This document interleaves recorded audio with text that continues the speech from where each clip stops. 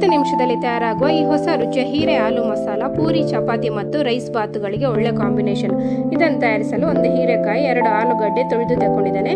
ಹೀರೆಕಾಯಿ ಸಿಪ್ಪೆ ರಫ್ ಆಗಿ ತೆಗೆದುಕೊಂಡ್ರೆ ಸಾಕು. ಆಲೂಗಡ್ಡೆ ಸಿಪ್ಪೆ ಕ್ಲೀನ್ ಆಗಿ ತೆಗೆದು ವಿಡಿಯೋದಲ್ಲಿ ತೋರಿಸಿದ ರೀತಿಯಲ್ಲಿ ಕಟ್ ಮಾಡಿ ಪಕ್ಕಕ್ಕಿಡಿ. ನಾನಿಲ್ಲಿ 4 ಜನರಿಗೆ ಒಂದು ಹೊತ್ತಿಗೆ ಆಗುವ ಮೆಜರ್ಮೆಂಟ್ ಅನ್ನು ತೋರಿಸ್ತಾ ಇದ್ದೇನೆ.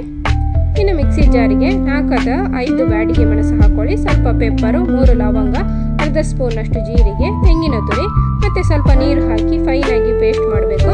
ಇನ್ನು ಇದನ್ನು ಪಕ್ಕಕ್ಕಿಟ್ಟು ಬಾಣಲೆಗೆ ಎಣ್ಣೆ, ಸಾಸಿವೆ, ಜೀರಿಗೆ ಹಾಕಿ ಸಾಸಿವೆ ಸಿಡಿದ ಮೇಲೆ ಹಸಿಮೆಣಸು, ಕಟ್ ಮಾಡಿದ ಬೆಳ್ಳುಳ್ಳಿ ಹೆಸರುಗಳನ್ನು ಹಾಕಿ ಚೆನ್ನಾಗಿ ಫ್ರೈ ಮಾಡಿ.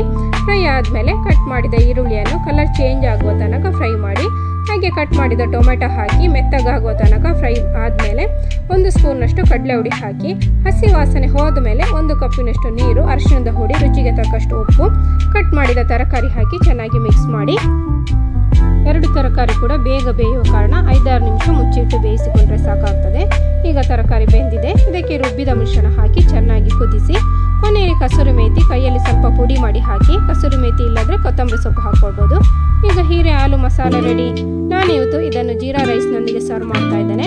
ಹೊಸ ರುಚಿ ಇಷ್ಟ ಆದರೆ ಲೈಕ್ ಕೊಟ್ಟು ಸೂಪರ್ ಅಂತ ಕಮೆಂಟ್ ಮಾಡ್ತೀರಲ್ವಾ. ಹಾಗೆ ಚಾನಲ್ ಸಬ್ಸ್ಕ್ರೈಬ್ ಆಗಿ. Thank you, bye.